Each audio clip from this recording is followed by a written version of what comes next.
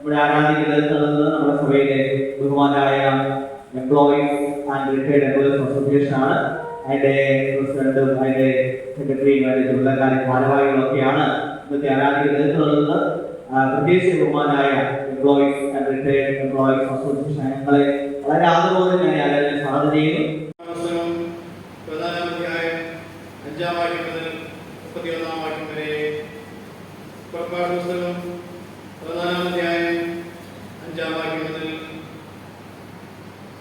ജനം ഓടിപ്പോയെന്ന് മിസ്രയീം രാജാവിന്റെ അറിവ് കിട്ടിയപ്പോൾ ജനത്തെ സംബന്ധിച്ച് ഫറവോന്റെയും അവന്റെ കൃത്യന്മാരുടെയും മനസ്സ് മാറി.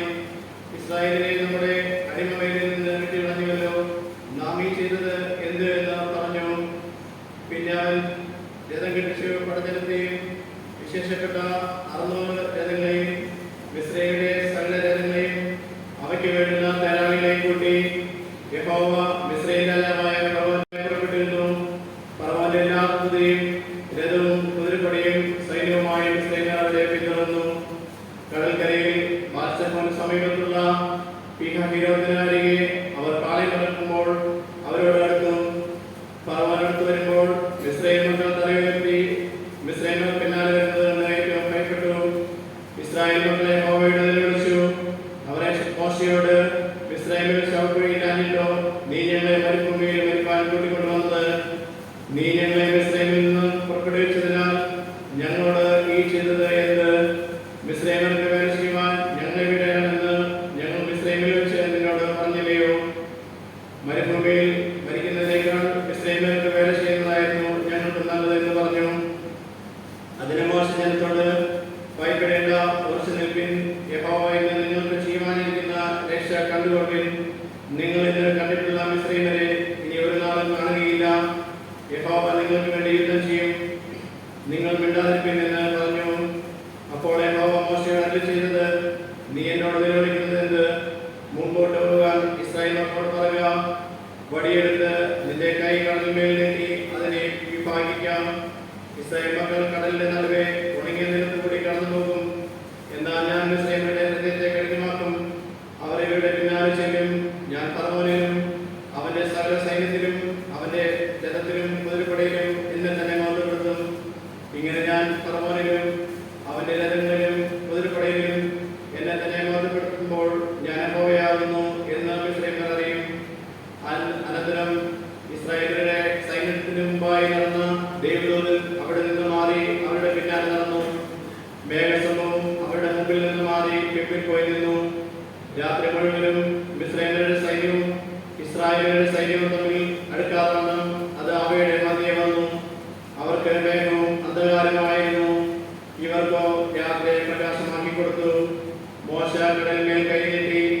യഹോവ അന്ന് രാത്രി മുഴുവനും മഹാശക്തിയുള്ള ഒരു കാറ്റുകൊണ്ട് കടലിനെ പിൻവാങ്ങിച്ച് ഉണങ്ങിയ നിലമാക്കി. അങ്ങനെ വെള്ളം തമ്മിൽ വേർപിരിഞ്ഞു. ഇസ്രായേൽ മക്കൾ കടലിന്റെ നടുവിൽ ഉണങ്ങിയ നിലത്തുകൂടി നടന്നുപോയി. അവരുടെ ഇടത്തും വലത്തും വെള്ളം മതിലായി നിന്നു. മിസ്രയീമ്യർ പിന്തുടർന്നു. ഫറവോന്റെ കുതിരയും രഥങ്ങളും കുതിരപ്പടയും എല്ലാം അവരുടെ പിന്നാലെ കടലിന്റെ നടുവിലേക്ക് ചെന്നു. പ്രഭാതയാമത്തിൽ യഹോവ അഗ്നിമേഘസ്തംഭത്തിൽ നിന്ന് മിസ്രയീമ്യ സൈന്യത്തെ നോക്കി മിസ്രയീമ്യരുടെ സൈന്യത്തെ താറുമാറാക്കി. അവരുടെ രഥങ്ങളെ തിരിച്ച് ഓട്ടം പ്രയാസമാക്കി. അതുകൊണ്ട് മിസ്രയീമ്യർ, നാം ഇസ്രായേലിനെ വിട്ട് ഓടിപ്പോകാം, യഹോവ അവർക്ക് വേണ്ടി മിസ്രയീമ്യരോട് യുദ്ധം ചെയ്യുന്നു എന്ന് പറഞ്ഞു. അപ്പോൾ യഹോവ മോശെയോട്, വെള്ളം മിസ്രയീമ്യരുടെ മേലും അവരുടെ രഥങ്ങളിന്മേലും കുതിരപ്പടയിന്മേലും മടങ്ങി വരേണ്ടതിന് കടലിന്മേൽ കൈനീട്ടുക എന്ന് കൽപ്പിച്ചു. മോശ കടലിന്മേൽ കൈനീട്ടി. പുലർച്ചയ്ക്ക് കടൽ അതിന്റെ സ്ഥിതിയിലേക്ക് മടങ്ങി വന്നു. മിസ്രയീമ്യർ അതിനെതിരായി ഓടി. യഹോവ മിസ്രയീമ്യരെ കടലിന്റെ നടുവിൽ തള്ളിയിട്ടു. വെള്ളം മടങ്ങി വന്ന് അവരുടെ പിന്നാലെ കടലിലേക്ക് ചെന്നിരുന്ന രഥങ്ങളെയും കുതിരപ്പടയെയും ഫറവോന്റെ സൈന്യത്തെയും എല്ലാം മുക്കിക്കളഞ്ഞു. അവരിൽ ഒരുത്തൻ പോലും ശേഷിച്ചില്ല. ഇസ്രായേൽ മക്കൾ കടലിന്റെ നടുവെ ഉണങ്ങിയ നിലത്ത് കൂടി കടന്നുപോയി. വെള്ളം അവരുടെ ഇടത്തും വലത്തും മതിലായിരുന്നു. ഇങ്ങനെ യഹോവ ആ ദിവസം ഇസ്രായേലിനെ മിസ്രയീമ്യരുടെ കയ്യിൽ നിന്ന് രക്ഷിച്ചു. മിസ്രയീമ്യർ കടൽക്കരയിൽ ചത്തടിഞ്ഞ് കിടക്കുന്നത് ഇസ്രായേലർ കാണുകയും ചെയ്തു. യഹോവ മിസ്രയീമ്യരോട് ചെയ്ത ഈ മഹാപ്രവൃത്തി ഇസ്രായേലർ കണ്ടു. ജനം യഹോവയെ ഭയപ്പെട്ട് യഹോവയിലും അവന്റെ ദാസനായ മോശെയിലും വിശ്വസിച്ചു. ഇവിടെ ഒന്നാം പാഠം വായിച്ച് കഴിഞ്ഞിരിക്കുന്നു.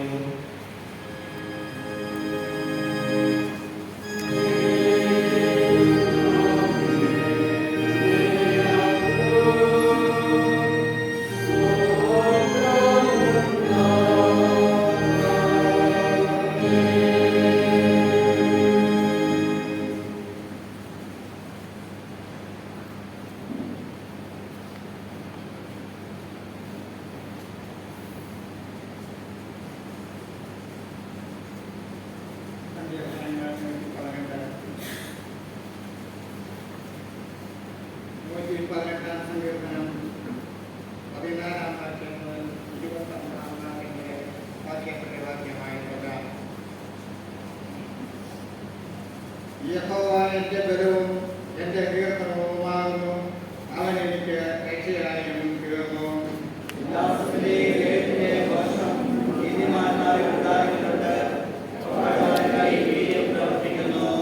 യഹോവയുടെ വലങ്കൈ ഉയർന്നിരിക്കുന്നു, യഹോവയുടെ വലങ്കൈ വീര്യം പ്രവർത്തിക്കുന്നു. ഞാൻ മരിക്കുകയില്ല, ഞാൻ ജീവനോടിരുന്ന് യഹോവയുടെ പ്രവൃത്തികളെ വർണ്ണിക്കും. യഹോവ എന്നെ കഠിനമായി ശിക്ഷിച്ചു, എന്നാലും അവൻ എന്നെ മരണത്തിന് ഏൽപ്പിച്ചിട്ടില്ല. നീതിയുടെ വാതിലുകൾ എനിക്ക് തുറന്നു തരുവിൻ, ഞാൻ അവയിൽ കൂടെ കടന്ന് യഹോവയ്ക്ക് സ്തോത്രം ചെയ്യും. യഹോവയുടെ വാതിലിൽ തന്നെ നീതിമാന്മാർ അതിൽ കൂടി കടക്കും. നീ എനിക്ക് ഉത്തരം നൽകി എന്റെ രക്ഷയായി സഞ്ചരിക്കാൻ ഞാൻ നിനക്ക് സ്തോത്രം ചെയ്യും. വീട് പണിയുന്നവർ തള്ളിക്കളഞ്ഞ കല്ല് മൂലക്കല്ലായി തീർന്നിരിക്കുന്നു.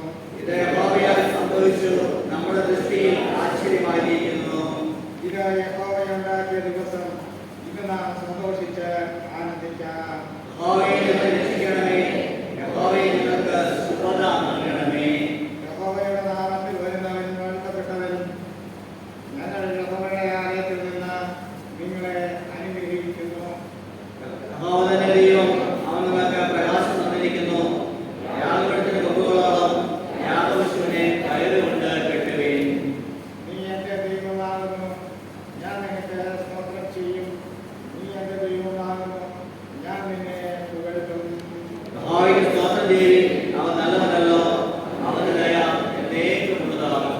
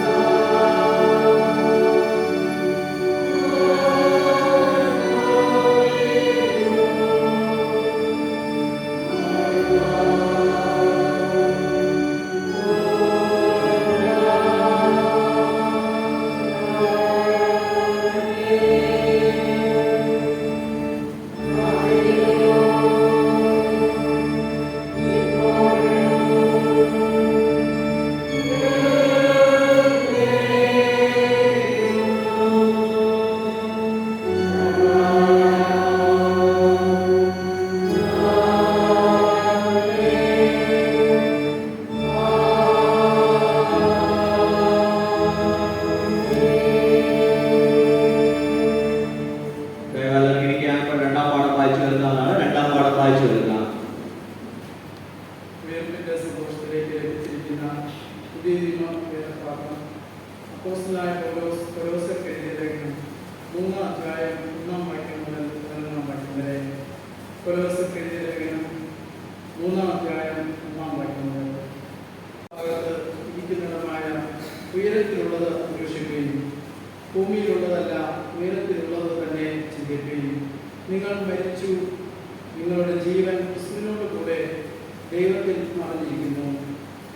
നമ്മുടെ ജീവനായ ക്രിസ്തു വെളിപ്പെടുമ്പോൾ നിങ്ങളും അവനോടുകൂടെ തേജസ്സിൽ വെളിപ്പെടും.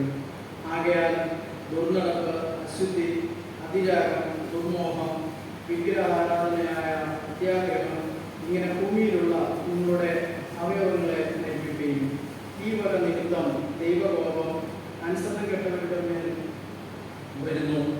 അവയിൽ ജീവിച്ചിരിക്കുന്ന കാലം നിങ്ങളും മുമ്പേ അവയിൽ നടന്നു പോകുന്നു.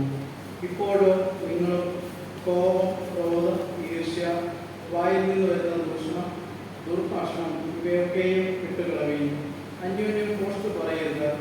നിങ്ങൾ പഴയ മനുഷ്യനെ അവൻ്റെ പ്രവൃത്തികളോട് കൂടെ ഉരിഞ്ഞു കളഞ്ഞു, പ്രതിമ പ്രകാരം പരിജ്ഞാനത്തിനായി പുതുക്കം പ്രാപിക്കുന്ന പുതിയ മനുഷ്യനെ ധരിച്ചിരിക്കുന്നുണ്ട്. അതിൽ യവനനും യഹൂദനും എന്നില്ല, പരിച്ഛേദനയും അഗ്രചർമ്മവും എന്നില്ല, ബർബരൻ, ശകൻ, ദാസൻ, സ്വതന്ത്രൻ എന്നുമില്ല, ക്രിസ്തുവത്രേ എല്ലാവരിലും എല്ലാം ആകുന്നു. ഇവിടെ രണ്ടാം പാഠം വായിച്ചിട്ടുണ്ട്.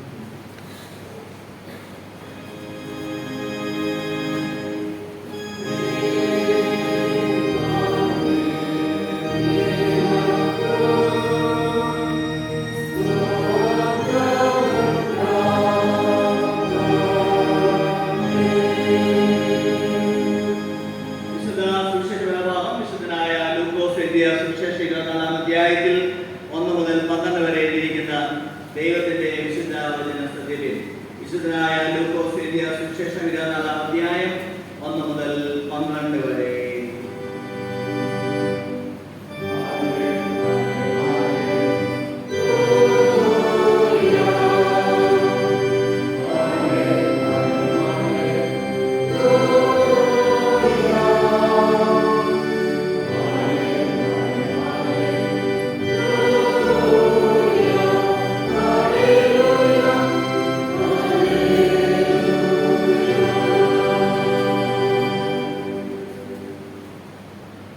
അവർ ഒരുക്കിയ സുഗന്ധവർഗം എടുത്ത് ആഴ്ചവട്ടത്തിന്റെ 1-ാം ദിവസം അതികാലത്ത് കല്ലറയ്ക്കൽ എത്തി. കല്ലറയിൽ നിന്ന് കല്ല് ഉരുട്ടിക്കളഞ്ഞതായി കണ്ടു. അകത്ത് കടന്നാലെ കർത്താവായ യേശുവിന്റെ ശരീരം കണ്ടില്ല. അതിനെക്കുറിച്ച് അവർ ചഞ്ചലിച്ചിരിക്കുമ്പോൾ മിന്നുന്ന വസ്ത്രം ധരിച്ച 2 പുരുഷന്മാർ അരികെ നിൽക്കുന്നത് കണ്ടു. ഭയപ്പെട്ട് മുഖം കുനിച്ചു നിൽക്കുമ്പോൾ അവർ അവരോട്, നിങ്ങൾ ജീവനുള്ളവനെ മരിച്ചവരെ അന്വേഷിക്കുന്നത് എന്ത്? അവൻ ഇവിടെയില്ല, ഉയർത്തെഴുന്നേറ്റിരിക്കുന്നു. മുമ്പേ ഗലീലയിൽ ഇരിക്കുമ്പോൾ തന്നെ അവൻ നിങ്ങളോട് മനുഷ്യപുത്രനെ പാപികളായ മനുഷ്യരുടെ കയ്യിൽ ഏൽപ്പിച്ച് ക്രൂശിക്കുകയും അവൻ 3-ാം നാൾ ഉയർത്തെഴുന്നേൽക്കുകയും വേണം എന്ന് പറഞ്ഞത് ഓർത്തുകൊള്ളുവീൻ എന്ന് പറഞ്ഞു. അവർ അവന്റെ വാക്ക് ഓർത്തു കല്ലറ വിട്ട് മടങ്ങിപ്പോയി.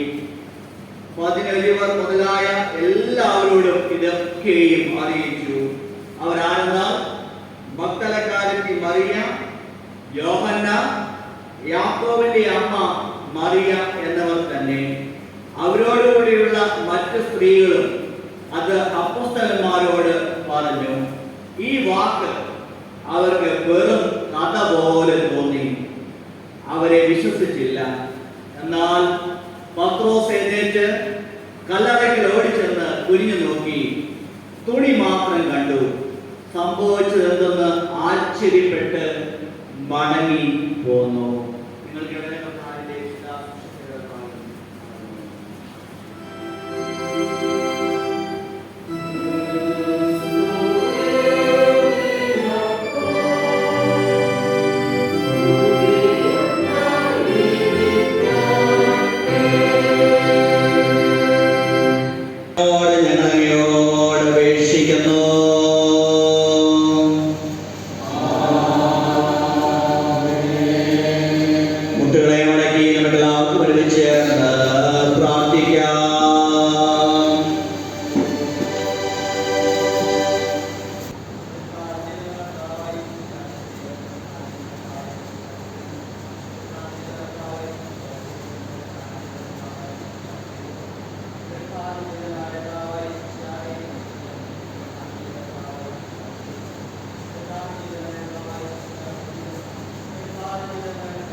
പിതാവും പുത്രനും പരിശുദ്ധാത്മാവുമായ സർവശക്തനായ ദൈവത്തിന് ഉണ്ടായി എല്ലായ്പ്പോഴും നിങ്ങളോടുകൂടെ ഇരിക്കുമാറാകട്ടെ.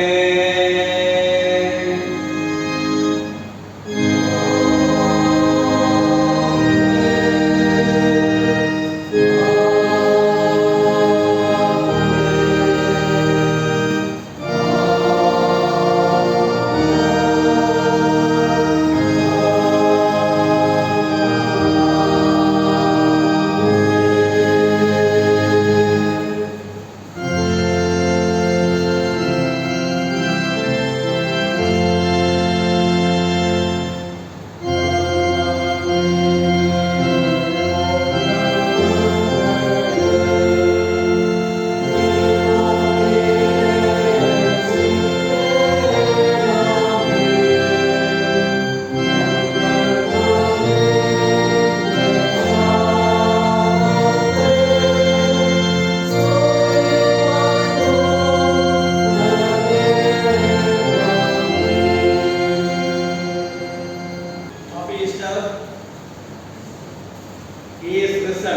Rhizome indeed. ഇതാണ് ഈസ്റ്ററിന്റെ ഏറ്റവും വലിയ സന്ദേശം എന്ന് പറയുന്നത്. കർത്താവ് ഉയർത്തെഴുന്നേറ്റിരിക്കുന്നു, കർത്താവ് നിശ്ചയമായി ഉയർത്തെഴുന്നേറ്റിരിക്കുന്നു. കർത്താവിനെ ഈ പുനരുത്ഥാന ദിനത്തിൽ പ്രഭാതത്തിൽ പ്രകാരം ആരാധനയിൽ സംബന്ധിക്കുവാനായിട്ട് കർത്താവ് നമ്മെ സഹായിച്ചതായ കർത്താവിന് നന്ദി സ്തോത്രം ആരാധന അർപ്പിക്കുന്നു. ഈ പ്രഭാതത്തിൽ നമ്മുടെ ആരാധനയ്ക്ക് നേതൃത്വം നൽകിയത് employees and retired employees association ആണ്.